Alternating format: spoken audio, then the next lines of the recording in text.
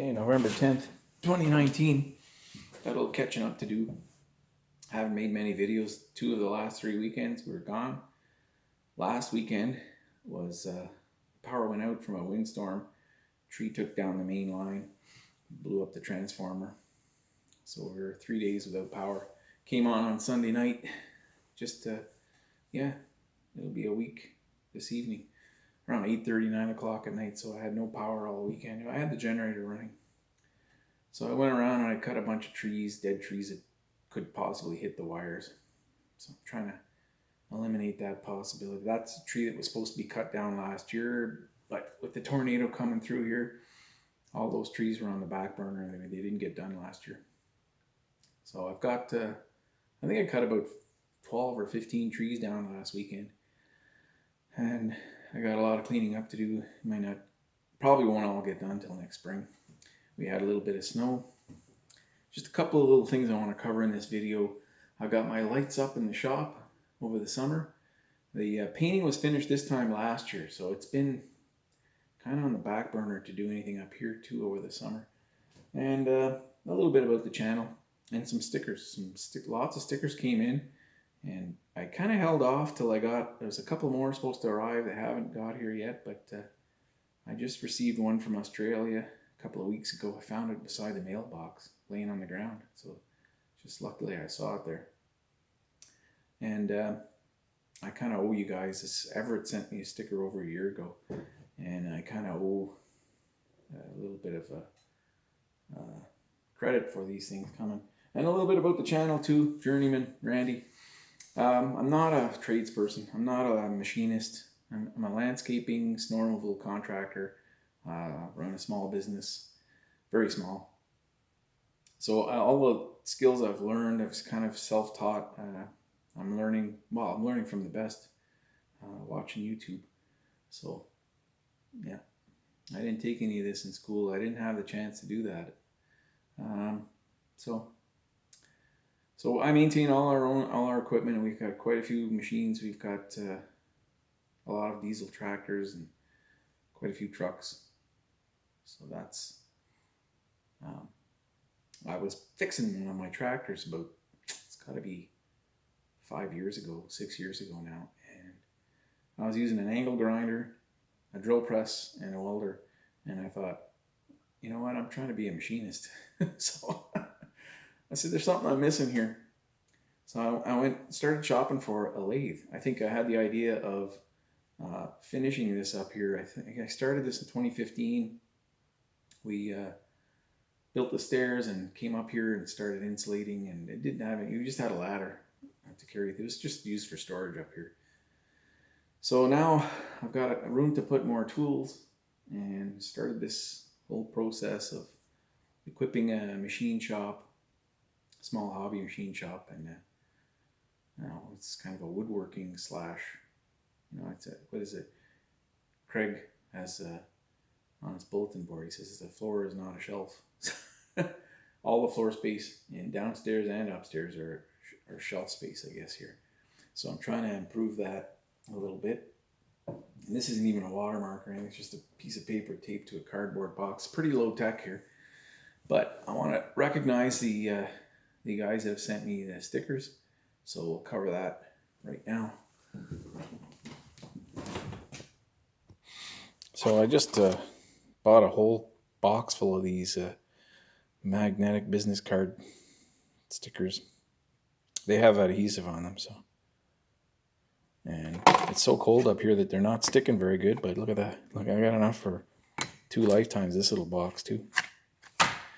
Yep. So the stickers I received, I just stick these on the back, and then I can put them anywhere now. They're magnetic, so any metal surface they'll stick on. And Everett sent me this, like I was saying there, about it's had to be September last year, so it's over a year, 14 months ago or so. So we're gonna go over here, and on my bandsaw here, I got all the stickers I've received there. I've got Active Adam, Lance, and Patrick, and Tom from Hilltop Machine Works. He's building a beautiful new shop. Bob Trumbley from One Off Fabrication, Old Iron Lover, Randy Richards just sent me some business cards. I bought some dovetail cutters from him, and there's the one I was waiting for. So that's from Max, all halfway around the world. Beautiful color. They're all nice stickers. These chrome up here. There's a little mini sticker on the end down here. So yeah, I had to cover this stuff. Bob, if you can see, he's got a 14.5-inch South Bend like I do. He's got the more modern quick change gearbox. I've got the one with the lever on the top. So yeah. So over here, got kind of a little workbench going here. Someone gave me this maple top. It's a hardwood maple. Nice top, but it wasn't long enough, so I bought this table, pine table from someone cheap. Like I think it was $30, and I cut it to fit here to cover the last little bit. I think most of the drawers are empty here. So I got all these tools I got to sort through and start putting things, get things organized up here. I got my drill press over here. I've got this little bank of drawers here, probably going to go somewhere else. I think I'd like to install a small wood stove. I've got more wood than I know what to do with, so it'd be an easy way to heat up here. And here's I bought this drill press from Crown Assets. So it's a 1940s DP220. It's pretty much the same drill press as the double head I've got at work, the green one. Yeah. Yeah, and then the bandsaw, that's something I picked up recently.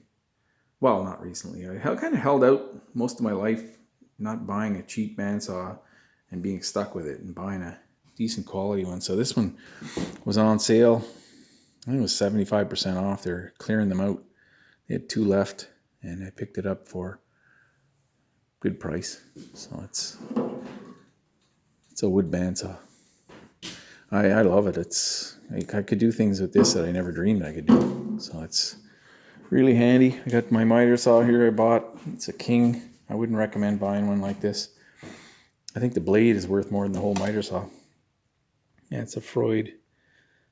It's a fine tooth. So the year we built the house, I bought this thing, and it's just a piece of junk, but it doesn't do too bad if you're careful with it. And got a bunch of other stuff up here, but it's mostly just empty space. So yeah, future potential. Got some window trim I gotta do. I've got other things, interesting things coming up. So here's my view. That's the wires that came down last weekend. I pulled the mast right off the house right here. So I had to get an electrician to install a new mast. The tree fell way out at the road. You can see the road way off in the distance there, right there. It's about 600 feet away. And it had enough force to pull the wire hard enough to break the mast off the house. And that pole is actually leaning over. This one right here leaned over a little bit. And the one at the road is leaning too. They brought a backhoe and straightened up the one at the road before, and they had to put a new transformer. Yeah, fun. So I mentioned the lights. I put a couple of fluorescent lights fixtures over here up, and I got some.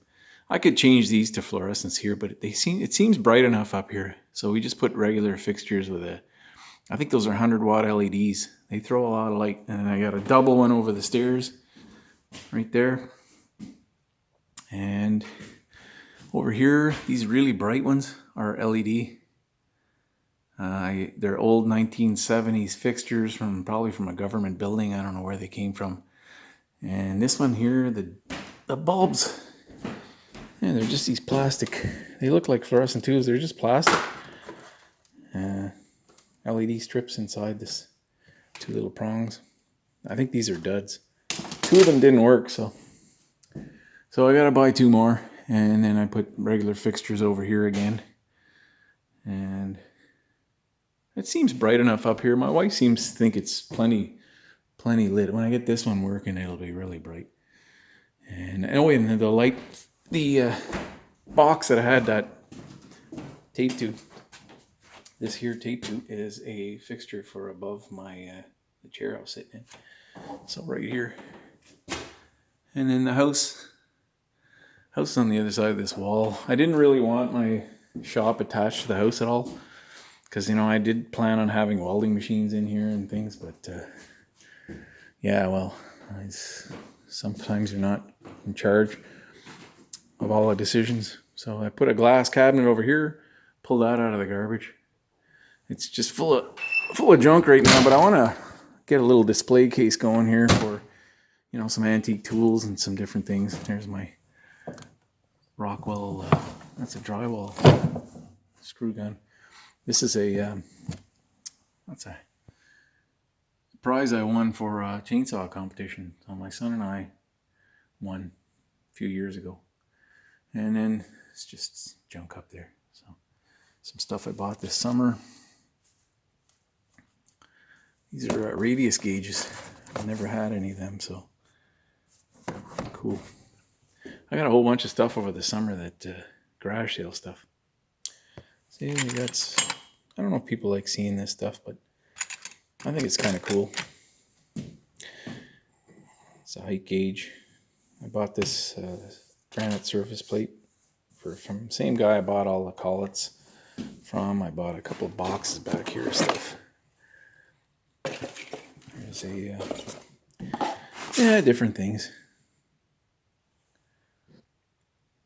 It's all Starrett and Mitutoyo, and I paid like $125. I got 4 boxes of things. Most of this.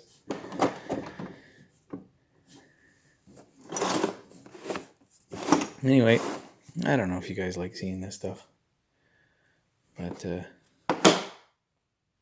yeah, it's starting to have a decent collection of tap wrenches. This made in China stuff just doesn't cut it, so these are all Starrett. That's Starrett, little tiny one. This little tiniest one here I've used quite a bit. It's not very big, but it's really handy. And then the biggest one, I've had this one for a number of years now. That's a Butterfield. Does that say number 10? I have this option too. This is an electric furnace someone gave me. I've used it when we built the house. Randy Richard gave me a business card. I bought some tools from him. So I had this hooked up in the basement the year we built the house. Just as soon as the electricity was turned on, we had this running until we got the wood furnace installed. That was in January when we got hooked up. So I got my sander, a couple of little fingerboards here. This 2 sanding things I bought, kind of handy. And then there's an air tank that I got for nothing, and I plan to hook this up to my compressor to have more capacity. It's only a 20-gallon tank on the compressor, so this is 60 gallons. Here's a DeWalt radial arm saw. I've been kind of planning on, I got to figure out a way to get grease in those bearings or buy new bearings. Needs a total rebuild, but it still runs, still works. The base is over where I was sitting over there. So I think that's the coolest radial arm ever made. It's beautiful.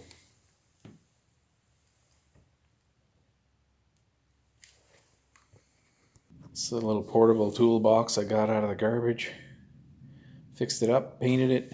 Still, some of the drawers are empty.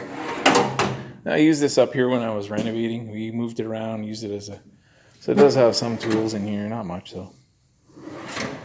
And then my screws and nails, and my son set it up for charging area for the, well, that's a good blade off the circular saw.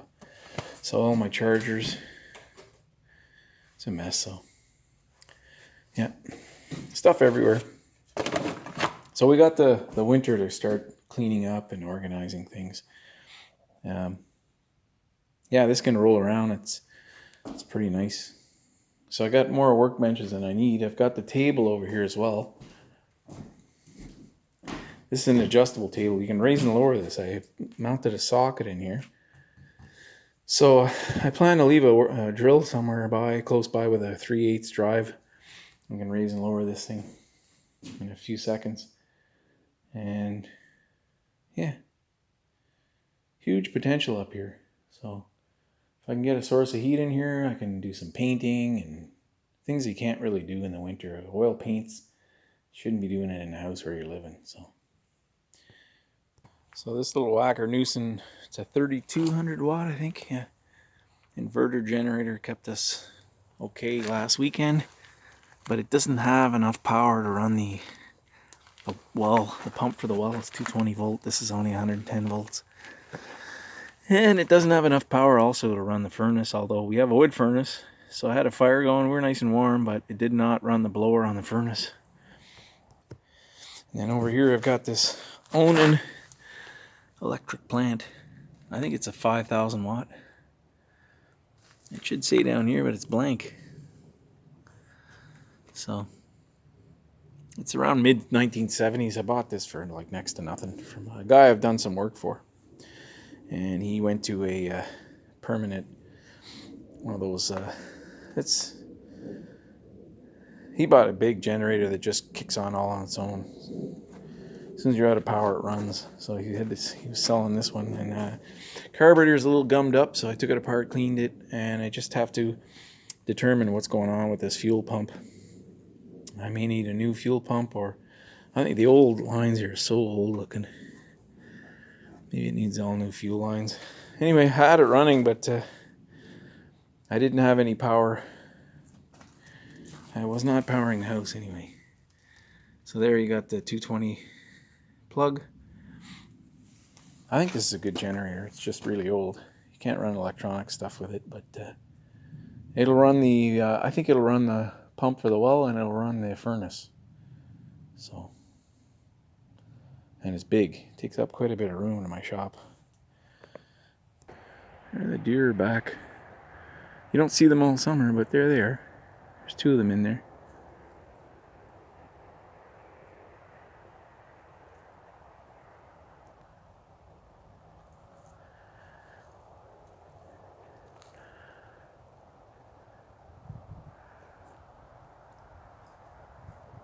There, now you can see her. So I split a bunch of wood. I cut down, like I said, about 12, 15 trees. You know, as soon as the power goes out from a tree hitting the line. These trees were supposed to be cut this time last year, and because we had the tornado, we had trees everywhere else, so this was put on the back burner.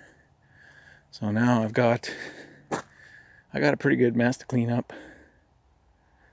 But, you know, all in good time. If it takes till next spring to get it done, that'll be fine. So out here, the tree fell right, that's the stump right there. I'm going to show it to you in a second. Right across the road, I had that little short section of ladder holding the wires up after I removed all the wood. We used a little Kubota with the forks, and we just cut 4 foots and moved them to another location. And yeah, the wire was it was about 4 feet off the ground. I couldn't drive out of here with my truck. The car could make it if you kind of turn on the grass there a little bit. So I got the ladder up so I can get in and out for the 3 days it took them to come. Here's a stump. You know, I should have known it was hollow. So that's about a 30, maybe 40 inch diameter at the bottom. It's a pretty big tree. And it had enough force to pull that post over. It ripped the wire right out of the transformer, so they couldn't reuse the transformer. Maybe they can fix it, I hope. And yeah, it landed right on top of that buckthorn. Couldn't have hit a better target. So totally flattened that ugly buckthorn. The maple was spared. And it had enough force, there's the shop back there, to put a shockwave through that wire all the way to the house and pull the mast off the house. So the mast has never come off the house before. And the original electrician that wired the house, I called him up and he came, and between the two of us, I worked with him till about 8:30, 9 o'clock at night. We had the new mast up. Hydro would not hook up the electricity unless the mast was installed, and the electrician had to call in and give them some information, so they'll come and hook up. So, and there's 4 posts. So you got this one close to me here, 2, 3, and there's a 4th one near the house over there. So that went all the way down. That big tree shook that hard enough to do that. That's pretty crazy. And the pole closest to the house is leaning this way by a couple of feet, and they wanted to send a backhoe in there to fix it. And I said, no way. He's just going to make ruts and destroy the whole lawn. I'll do it in the summer myself. I'll just hook a chain on it and try and pull it a little straighter. It's not that bad anyway. Well, this pole is still leaning a little bit, but it was like way over. It was another 4 feet over at the top, maybe 6 feet. And now they pulled it over with a backhoe, put some crushed stone there and straightened it up a bit. Yeah, so that's fixed. So we got power again. So we got a bit more to clean up. Trees everywhere. So that was a lot to cover in one video. So if you hung in there all the way to the end, thanks for watching. And thanks guys for the stickers.